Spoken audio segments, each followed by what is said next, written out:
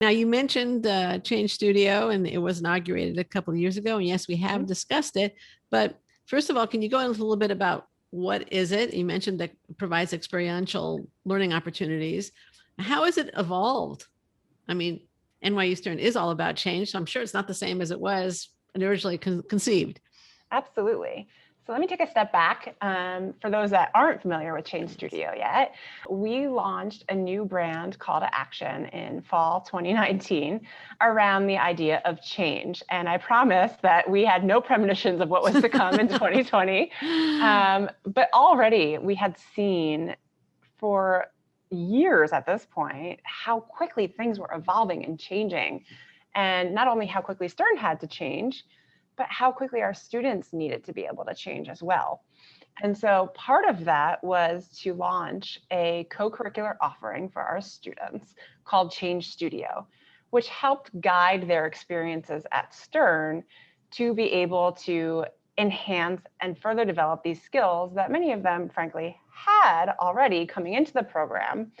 But now they're moving up to that next level so that when they graduate and continue on their professional journey, they have these skill sets that are going to help them navigate, deal with, create, engage with, whatever verb you want, with change. And it's broken up across 3 different areas. We have one that's called Dare It, one Dream It, and one Drive It. And they have different foci within each of those areas.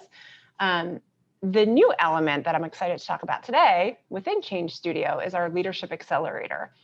This is our suite of leadership development offerings at Stern. Some of them are more one-on-one options, and then others are more broader scale that have a number of students involved. I would say one of the overarching ethos behind this program is that practice, practice, practice makes us better. And talking about leadership theories and reading about it in a book is not as valuable as experiencing it. So they were super excited this year to launch their inaugural live case, where they had students come together in a group without much advanced information about what they were going to embark on and participate in this simulation of a business case.